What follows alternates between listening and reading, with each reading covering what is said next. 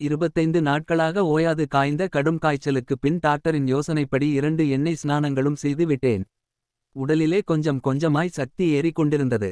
பால் பழம் கஞ்சி இவைகளையே ருசித்து ருசித்து சலித்து போன நாக்கு நல்ல காரம் உப்பு புளிப்பு முதலான முரட்டு ருசி உள்ள பதார்த்தங்களைச் சுவைக்க துடியாய் துடித்தது. படுக்கையிலேயே படுத்து படுத்து வெறுப்பு கண்டு விட்ட என் கால்கள் ஓடியாடித் திரிய வேண்டும் என்று ஒத்தை காலால் நின்றன. 1½ மாதமாக ஒரு சினிமா கூட பார்க்காமல் ஒளியிழந்து போன என் கண்கள் குறைந்த பட்சம் ஒரு சினிமாவது பார்க்க ஏங்கின. படுக்கையில் படுத்தபடியே என் புலன்களின் அவசரத்தை சமாதானப்படுத்திக் கொண்டிருந்தேன். என்ன செய்வது? என்னுடைய இந்த ஆசைகளையெல்லாம் நிறைவேற்றிக் கொள்ள நான் தயார்தான். ஆனால் என் அண்ணி தான் தயாராக இல்லை. தப்பித் தவறி வீட்டுக்குள்ளேயே கூடத்துக்கும் என் அறைக்குமாக ஒரு தரத்துக்கு அதிகமாக இரண்டாந்தரமாக நடக்க ஆரம்பித்துவிட்டால் போதும். நடை பழக்கம் போதும். போய் படுத்துக்கோடா சுத்தின காலும் சும்மா இருக்க விடலையா எழுந்து நடக்க வந்துட்டான் என்று சரமாரியாக பேசி என்னை எழுந்திருக்க விடாமல் செய்து விடுவாள். கச்சிப் என்று படுக்கையில் வீழ்ந்து கிடப்பதைத் தவிர வேறு வழியே இருக்காது. நடப்பதற்கே இந்த பாடு என்றால் மற்றவைகளைப் பற்றி பிரஸ்தாபிக்கத்தான் முடியுமா? அன்று சனிக்கிழமை பகல் மணி 2க்கும் இன்னும் அண்ணன் ஆபீஸிலிருந்து வரவில்லை. வருகின்ற நேரம். நான் படுக்கையில் படுத்தபடியே ஒரு சஞ்சிகையை படித்துக் கொண்டிருந்தேன். எவ்வளவு நேரம் ஒரே மூச்சாக படிக்க முடியும்? சற்று திரும்பி படுத்தேன். அண்ணி என்னை நோக்கி வந்து கொண்டிருந்தாள். அவள் கையிலே 2 சாத்துக்குடி பழங்கள் இருந்தன. மணி என்று அழைத்தபடியே உள்ளே வந்தாள். மணி என் பெயர் அல்ல, கபாலிதான் என் பெயர். ஆனால் அண்ணி மணி என்று தான் அழைக்கிறாள். அவள் எனக்கு இட்ட ஆசைப் பெயராம் அது. மைத்துனன் பெயரைச் சொல்லக்கூடாது என்று சம்பிரதாயம் கூறுவதால் ஆசையாக மணி என்று அழைப்பதாகச் சொல்லுவார். கோபம் குஷி ஏதாவது முனைந்துவிட்டால் போடா வாடா என்றும் தாராளமாக கூப்பிடுவாள். மரியாதை தருவதற்காகத்தானே மைத்துனன் பெயரை கூட சொல்லக்கூடாது என்று இருந்தால் நீ போடா வாடா என்று கூசாமல் கூப்பிடுகிறாயே, இது சரியா என்று யாராவது கேட்டுவிட்டால் வந்தது ஆபத்து. சாஸ்திரத்தை கூட மறந்துவிடுவாள். என் இஷ்டம், நான் எப்படியும் கூப்பிடுவேன். அவன் என் குழந்தை, நான் எதைச் சொல்லி அழைக்கவும் எனக்கு உரிமையுண்டு. மணி நு கூப்பிடுவேன், கபாலி நு கூப்பிடுவேன், கழுதை நு கூப்பிடுவேன். அதைப் பற்றி உங்களுக்கு என்ன? இதெல்லாம் உங்களுக்கு ஏன் பொறுக்கல்ல என்று ஏதேதோ சொல்லி வாயடைத்து விடுவாள். அவள் அன்பு செலுத்துகின்ற தோரணையே வேடிக்கையாக இருக்கும். குறுக்கிடாமல் அனுபவிக்க வேண்டுமே ஒழியவாத பிரதி வாதங்கள் செய்ய அங்கு இடமேது?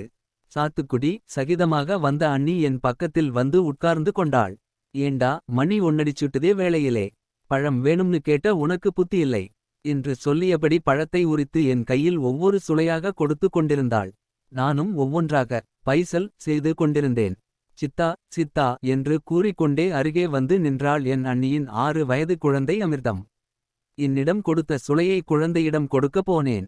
அமிர்தம் என்று அதட்டினாள் அண்ணி. குழந்தை பயந்தே போய்விட்டது. ஏண்டா மணி உனக்கு புத்தியில்ல, அவ என்ன சாப்பிடாமலா இருக்கறா? இப்பத்தான் ஒரு பழத்தை முழுசா சாப்பிட்டு இங்கேயும் கொஞ்சம் தண்டலுக்கு வந்திருக்கு என்று கடுகெடுத்து விட்டு அமிர்தம் பக்கத்தூட்டு விமலா விளையாட கூப்பிட்றா போ என்று குழந்தையை விரட்டினாள். குழந்தை நகராமல் என்னை ஏறிட்டு பார்த்தது.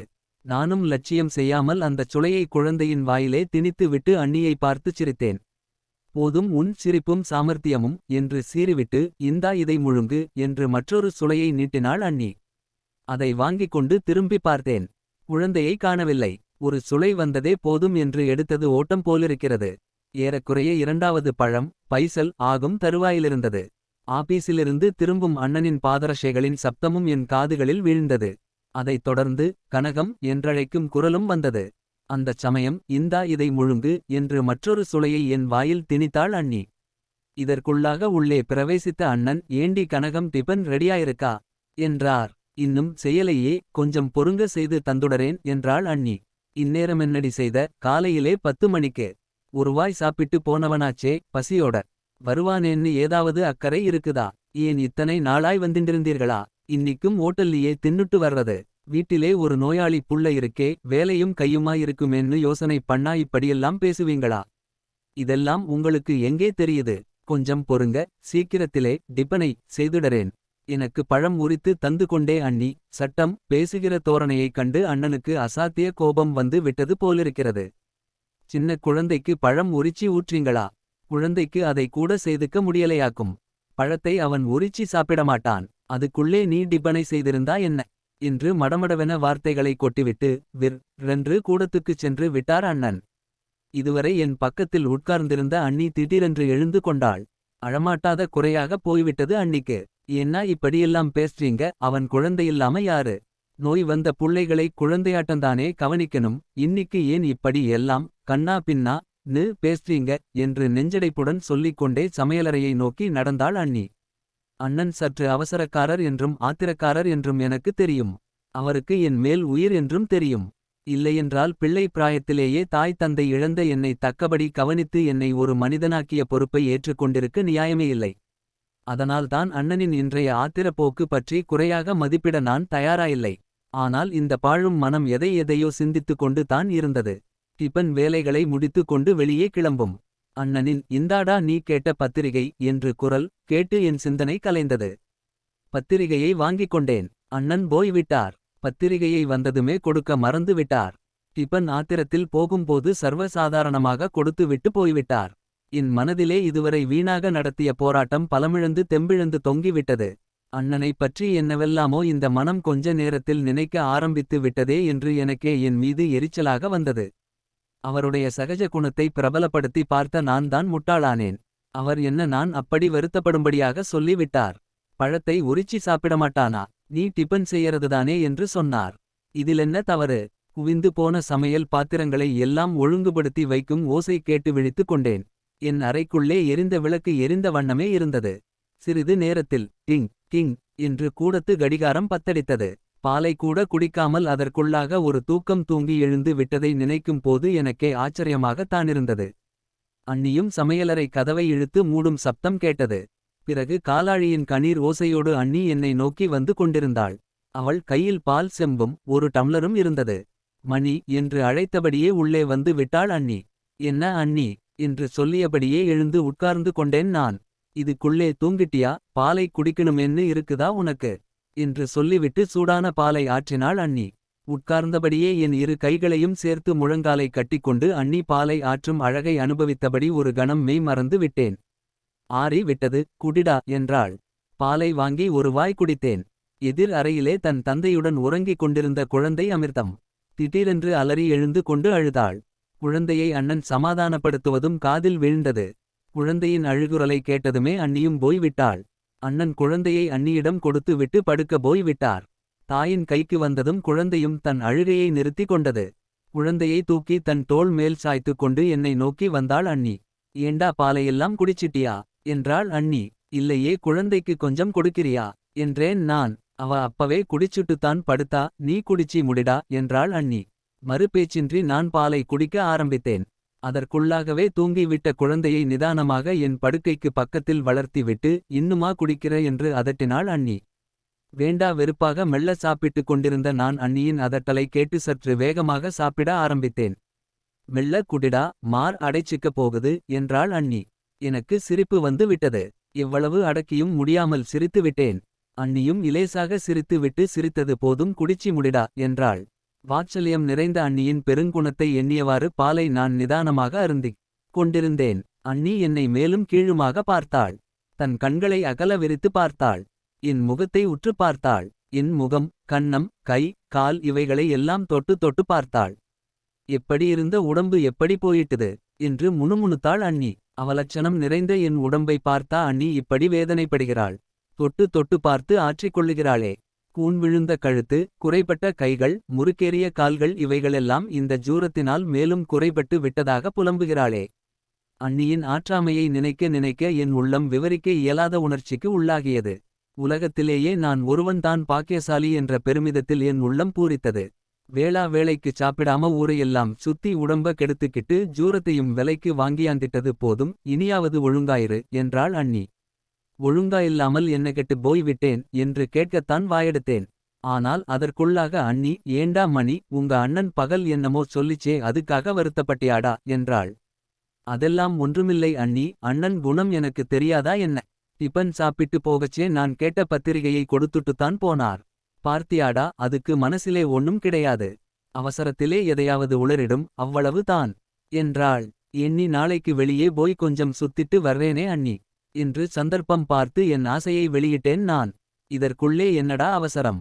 எல்லாம் இன்னும் 5-6 நாள் போகட்டும், வெளியே போகலாம். அதுதான் சுத்தி சுத்தி உடம்ப ஒரு வழி பண்ணிண்டியே, இன்னுமா சுத்துற புத்தி போகல? இல்லே நீ இல்லையாவது இருக்குதாவது இப்படியே ஊரைச் சுத்தி வந்தா எப்படியாகும். உத்தியோகம் கித்தியோகம் ஒண்ணும் பார்க்கிறதா உத்தேசமில்லையா.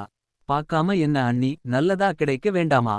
நல்லதுன்னு என்ன இருக்கிறது முதல்லே எதையாவது பார்த்துக்கிறது. அப்புறம் அதிலிருந்தபடியே நல்லதா பார்த்துக்கினா வேண்டாம்னு அடிக்கிறாங்களா என்ன. அதை விட்டுட்டு நல்லதா கிடைக்கலே நல்லதா கிடைக்கலன்னு சும்மா சுத்தி சுத்தி வரது மட்டும் நல்லா இருக்குதா. நான் ஒன்றுமே பேசவில்லை. எனக்கே என் குறை மிகவும் பெரிதாக தெரிந்தது. என்னதான் மறைந்தாலும் அண்ணியின் இந்த வார்த்தைகளை கேட்டு என் முகம் சற்று மாறுதலடைந்து விட்டது. இதை அண்ணி கவனிக்காமலில்லை. உன் இஷ்டப்படித்தான் பாருப்பா இதுக்கு ஏன் இப்படிய முகத்தை சுழிச்சிக்கிற என்று கூறியபடி அண்ணி ஏதோ பேசி என்னை சமாதானப்படுத்திக் கொண்டிருந்தாள். என் உடம்பு நன்றாக தேறிவிட்டது. முதல் வேளையாக நான் ஏதாவது ஒரு உத்தியோகத்தில் அமர்ந்து விட வேண்டும் என்று தீர்மானித்தேன். விடிந்து எழுந்ததும் விடாமல் அலைந்தும் எனக்கு உத்தியோகம் கிடைக்கவில்லை. எனக்கு வேதனையாக இருந்தது. ஒரு நாள் வேலை கிடைக்காத வேதனையில் மிகுந்த சோர்வுடன் வீடு திரும்பினேன். என் முகம் வாட்டமுற்றிருப்பதை பார்த்து என்ன இன்றைக்கு என்னமோ போல் இருக்கிறாய் என்று அண்ணி கேட்டாள். நான் பதில் ஒன்றும் சொல்லவில்லை. நான் இத்தனை உத்தியோகத்திற்காகச் சுற்றியும் ஒரு உத்தியோகம் கிடைக்கவில்லை என்றால் என்ன நினைப்பார்கள். இந்த எண்ணம் அவர்களுக்கு வரவிடக்கூடாது என்று எண்ணி நான் பதிலே சொல்லாமல் மௌனமாய் இருந்தேன். அண்ணி விடுவதாயில்லை. என்ன விஷயம் என்று வற்புறுத்தினாள். உத்தியோகம் கிடைக்கவில்லை என்று சொல்லிவிட்டேன். அதற்காகவா இப்படி வேதனைப்படுகிறாய். பிறகு எதற்காக நான் வேதனைப்பட வேண்டும். கல்யாணம் ஆகவில்லையே என்று வேதனைப்படுகிறாயோ என்று நான் நினைத்து விட்டேன் என்று கூறி சிரித்தாள். ஆமாம் அது ஒன்றுதான் குறைச்சல் என்று சொல்லி சலித்துக் கொண்டேன். ஏன் உனக்கு பெண் கொடுக்க யாரும் முன் வர மாட்டார்கள் என்று எண்ணமா. எனக்கு கல்யாணமா அதுகூட என் வாழ்க்கையில் நடக்குமா என்று வியந்தேன். என் வியப்பில் கலந்திருந்த சோகத்தை அண்ணி உணர்ந்து கொண்டார்கள் போலிருக்கிறது. ஏன் உனக்கு கல்யாணம் ஆகக்கூடாதா. அதுக்கு உனக்கு தகுதியில்லையா என்று கேட்டாள். உனக்குத்தான் அண்ணி அப்படி தோன்றும். ஆனால் யாருக்கும் அப்படி தோன்ற முடியாது. கூன் விழுந்த என் கழுத்தையும் என் சிதைந்து போன கரங்களையும் முறுக்கிக் கொண்டிருக்கிற கால்களையும் என் அவலட்சண உருவத்தை. மணி என்ற அண்ணியின் குரல் கேட்டு நான் நிமிர்ந்தேன். அண்ணியின் கண்களிலிருந்து கண்ணீர் பொல பொலவென்று வடிந்தது. நீங்க ஏன் அண்ணி அழறீங்க. இது என் விதி. நீ இப்படியெல்லாம் பேசுவதை கேட்கவா நான் இத்தனை நாளும் உன்னை வளர்த்தேன். உனக்கு உள்ள இந்த இயற்கையான குறையை நீ ஒரு குறையாக நினைத்து வேதனை படலாமா. நான் படவில்லை. ஆனால் என்னை பார்த்து 4 பேர் முகத்தைச் சுளிக்கும் போதும் நான் உத்தியோகத்துக்காக. போதும் போதும் நீ ஒன்றும் உத்தியோகத்துக்கே போக வேண்டாம் என்று கூறிவிட்டு அண்ணி என்னை பார்த்தாள். ஆமாம் எனக்கு உத்தியோகம் செய்யவும் லாயக்கில்லை. 4 பேரோடு பழகிறதுக்கும் லாயக்கில்லை. இப்பேற்பட்ட எனக்கு மனைவி ஒரு கேடா என்று கேட்டேன். நீ நினைக்கிறது ரொம்ப தப்பு. உன்னைப் போல உள்ளவங்களுக்குத்தான் மனைவி வேண்டும். பணத்தோடும் படிப்போடும் அழகோடும் கூடிய மனைவி உங்களைப் போன்றவர்களுக்காத்தான் கடவுள் சிருஷ்டித்திருக்கிறார். ஆனால் அதை யாரும் உணர்வதில்லை. அப்படி உணராதினாலேயே தான் இந்த உலகத்தில் ஏதோ ஒரு தினுசாக பொருத்தங்கள் தான் சரி என்று எண்ணம் எழுந்துவிட்டது. உண்மையான அழகு உண்மையான பெண்மை இதுபோன்ற ஆண்களுக்கு உதவியாக இருப்பதுதான். அதை செய்து முடிக்க உனக்கு வாழ்க்கை துணைவியாக இருந்து வாழ்க்கையை நடத்த ஒரு பெண் தயாராயிருக்கிறாள் என்று அறிந்தால் என்ன நினைப்பாய். அப்படி ஒரு பெண் இருக்கிறாளா. இருக்கிறாள். யார். நான் இதை மெதுவாகவே தான் கேட்டேன். அண்ணியின் காதில் விழுந்ததோ இல்லையோ அண்ணி பதில் பேசாமல் போய்க் கொண்டிருந்தார்கள். விடியற்காலம் நான் கண் விழித்தபோது அண்ணியின் குரல் கேட்டு கவனித்தேன். ஏன்னா உங்களைத்தான். தூக்கம் கலைந்தும் கலையாமலும் ஹூம் என்று முனகிக் கொண்டிருந்தார் அண்ணன். நேத்தே சொல்லணும்னு இருந்தேன். இப்பத்தான் சொல்லேன். இன்னிக்கு ஆபீஸுக்கு லீவு போட்டுட்டு என் பின்னாலே வரணும். என்னடி உளர்ற. எங்கே வரணும்னு சொல்றே. எங்க அம்மா வீட்டுக்குத்தான். எதுக்கு. பெண் கேட்க. பெண் கேட்கவா. ஆமாம். இதிலே என்ன ஆச்சரியம். யாருக்கு என்று அண்ணன் சொல்லிய விதத்திலிருந்து அவர் சுறுசுறுப்புடன் எழுந்து உட்கார்ந்திருக்கிறார் என்று எனக்கு புரிந்தது. நான் காதுகளை கூர்மையாக்கிக் கொண்டு கவனித்தேன். உங்களுக்கு ஒன்றுமில்லை என்று சொல்லிவிட்டு அண்ணி சிரித்தார்கள். அது தெரியாதா. நீ இருக்கும் வரை வேறு யாரை நீ அண்ட விடுவாய். ஏன் ஆசையாக இருக்கிறதா என்று அண்ணி சொல்லும்போதே போதும் போதும் விஷயத்துக்கு வா. யாருக்கு பெண் பார்க்கப் போகிறாய். எந்த பெண்ணை கேட்கப் போகிறாய் என்றார் அண்ணன். என் தங்கையை பெண் கேட்கப் போகிறேன். யாருக்கு. உங்க தம்பிக்கு. இதை தொடர்ந்து கொஞ்ச நேரத்துக்கு சந்தடியே இல்லை. இதை கேட்டதுமே அண்ணன் ஆச்சரியப்பட்டு வாயடைத்து போயிருக்க வேண்டும். எனக்கு அழுகையே வந்துவிட்டது. நான் அழுதே விட்டேன். அன்னிக்கு தான் எவ்வளவு அக்கறை. ஆனால் அதற்கும் ஒரு பொருத்தம் ஒரு மரியாதை வேண்டாமா. நான் மாற்றுதிறனாளி. அண்ணியின் தங்கையோ அழகும் அறிவும் பணமும் படிப்பும். அண்ணி இப்படிப்பட்டவர்கள் தான் என் மாதிரியானவர்களை மணந்து கௌரவிக்க வேண்டும் என்று குறிப்பிட்டார்களோ. இதை மனத்தில் வைத்துக் கொண்டுதான் பேசினார்களா. எனக்கு கடைசியாக சிரிப்புத்தான் வந்தது. அன்னிக்கு என் மீதுள்ள பாசத்தில் இப்படி கூட செய்ய துணிவார்களா என்று சிரித்தேன். அண்ணிக்கு ஆசை இருக்கலாம். அதனால் பெண்ணும் கேட்கலாம். ஆனால் பெண் கொடுக்க முன் வருவார்களா?